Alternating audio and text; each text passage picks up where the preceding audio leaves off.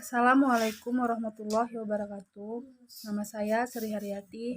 Saya dari Prodi PAI Unit 4 semester 5. Di sini saya akan menjelaskan tentang keharaman alkohol menurut fikih dan sains.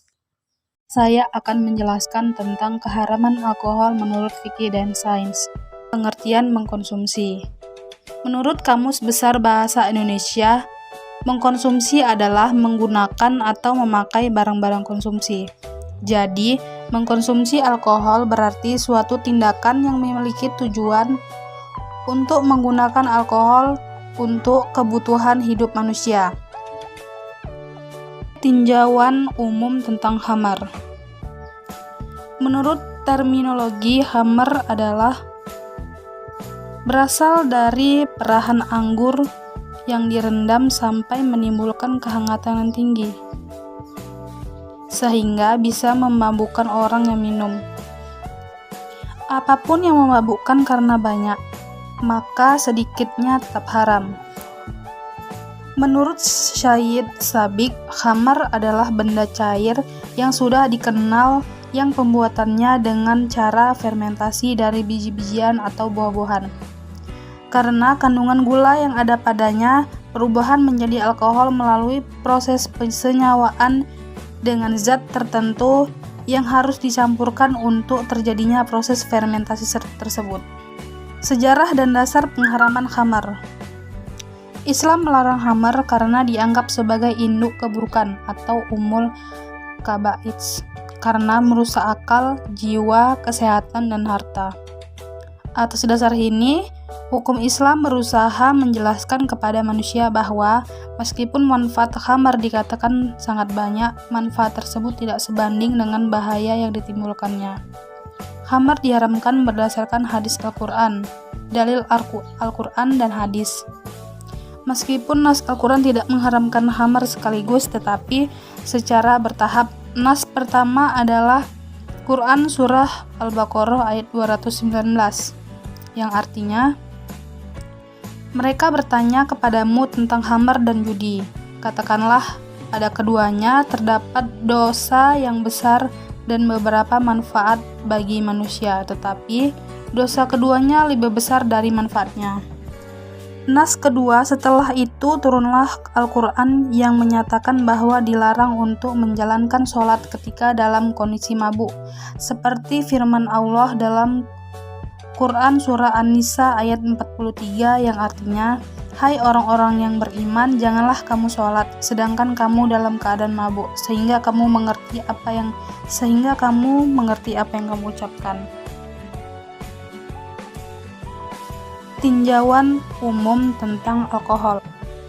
Menurut Sayyid Usman Al-Batawi dalam kitabnya Al-Mubahits Al-Wafiyah fi Hukum Al-Atar Al-Afranjiyah, yang dinamakan alkohol adalah sebagaimana yang kami dapatkan dari pernyataan orang yang mengetahui hakikatnya atau ahli, yang bisa dirasakan dan bisa dilihat dari peralatan industri pembuatannya, adalah suatu unsur uap yang terdapat pada minuman yang memabukkan. Keberadaannya akan mengakibatkan mabuk. Alkohol juga terdapat pada selain minuman, seperti pada rendaman air bunga dan buah-buahan yang dibuat untuk wewangian dan lainnya. Sebagaimana juga terdapat pada kayu-kayuan yang diproses dengan menggunakan peralatan khusus dan logam. Dan yang terakhir ini merupakan alkohol dengan kadar paling rendah. Sedangkan yang terdapat pada perasan anggur merupakan alkohol dengan kadar tinggi.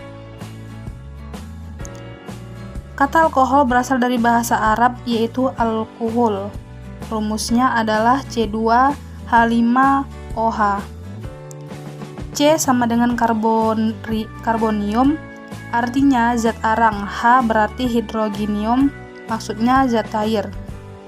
Dengan demikian, C2H2OH artinya persenyawaan antara dua atom zat arang dengan 5 atom zat cair. Alkohol semacam ini disebut alkohol absolutulus, yaitu alkohol 99%, sedangkan 1%-nya adalah air. Alkohol dalam Kamus Besar Bahasa Indonesia yaitu cairan tidak berwarna yang mudah menguap, mudah terbakar, dipakai dalam industri dan pengobatan, merupakan unsur ramuan yang memabukkan jika kebanyakan minum keras. C2H5OH, etanol atau senyawa organik dengan gugus OH pada atom karbon jenuh. Menurut rumus kimia, alkohol merupakan senyawa organik antara karbon, hidrogen, dan oksigen. Molekulnya mengandung satu atau lebih radikal hidroksil atau OH yang terikat pada atom karbon banyak digunakan, terutama etanol. Dewasa ini, seiring dengan perkembangan ilmu pengetahuan dan teknologi atau iptek, penggunaan alkohol tidak hanya sebatas pada minuman atau makanan, tetapi alkohol banyak digunakan dalam hal-hal lainnya. Alkohol juga sering dijadikan bahan pelarut adalah jenis metanol, etanol, dan isoprotanol.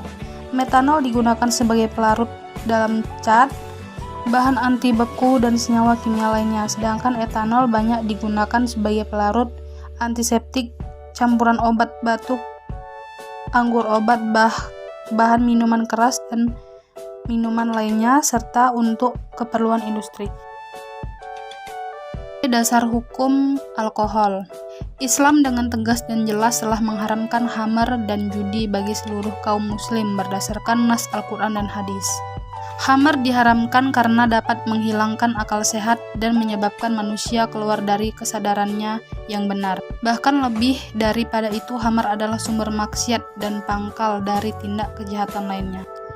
Dalam Quran surah Al-Maidah ayat 90-91 yang artinya, "Hai orang-orang yang beriman, sesungguhnya meminum khamar, berjudi, berkorban untuk berhala, mengundi nasib dengan panah adalah termasuk perbuatan syaitan. Maka jauhilah perbuatan-perbuatan itu agar kamu mendapatkan keberuntungan. Sesungguhnya syaitan itu bermaksud hendak menimbulkan permusuhan dan kebencian di antara kamu lantaran meminum khamar dan berjudi itu, dan menghalangi kamu dari mengingat Allah dan sembahyang, maka berhentilah kamu dari mengerjakan pekerjaan itu."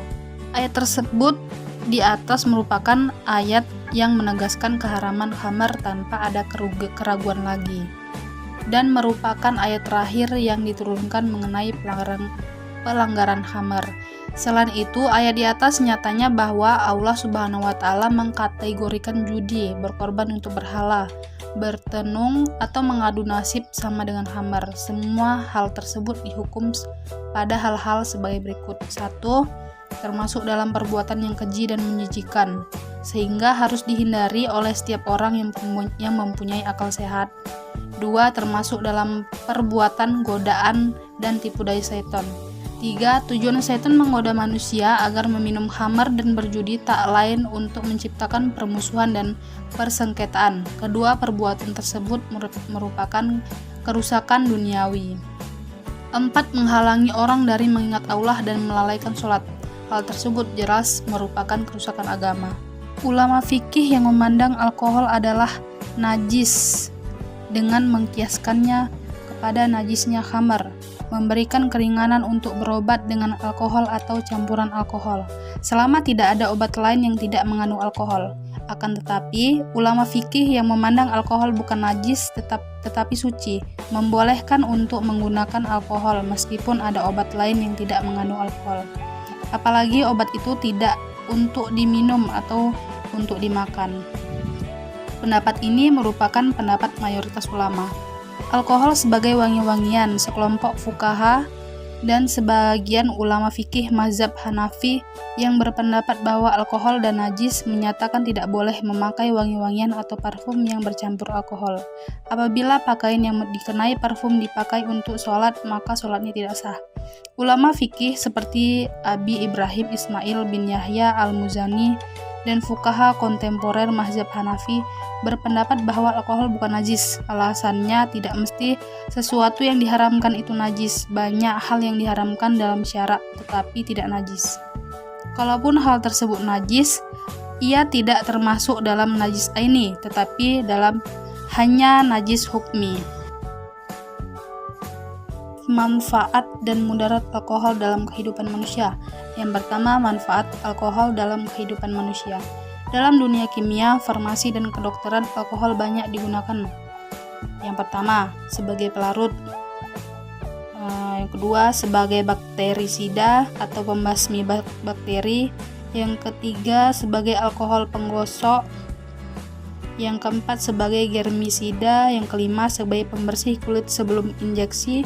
Yang keenam, sebagai substrat senyawa intermediat, solven, dan pengendapan. Berobat dengan sesuatu yang haram hukumnya adalah haram kecuali dalam situasi dan kondisi keterpaksaan dan darurat. Maka dari itu, penggunaan berbagai bahan haram seperti khamar maka hukumnya haram kecuali dalam kondisi darurat, itu diperbolehkan. Yang kedua, mudarat alkohol dalam kehidupan manusia. Mudarat alkohol dalam segi kesehatan. Selama ini stigma yang berkembang di masyarakat adalah alkohol dapat merusak tubuh. Agaknya pandangan seperti itu perlu diluruskan. Pasalnya, pada dosis yang rendah tidak memabukkan, alkohol justru menguntungkan bagi tubuh. Beberapa hasil studi melaporkan bahwa mengkonsumsi alkohol mampu menurunkan serangan jantung, stroke, dan mencegah kemungkinan munculnya serangan Alzheimer. Ketika alkohol dalam dosis yang rendah bermanfaat bagi tubuh, namun alkohol juga bersifat racun. Ada dua jenis alkohol yang bersifat racun, yaitu etil alkohol dan etanol dan metil alkohol atau metanol. Keracunan etil alkohol biasanya ditandai dengan mabuk, perubahan emosi yang mendadak, mual, muntah, tidak sadarkan diri, bahkan meninggal akibat lumpuhnya alat pernafasan. Hikmah pengkiasan alkohol terhadap khamar. Dengan diharamkannya alkohol tersebut, manusia dapat mengambil hikmah dari pengharaman tersebut, diantaranya sebagai berikut. 1. Menjaga kesehatan badan dan mental. 2. Menghindari lahirnya kejahatan sosial.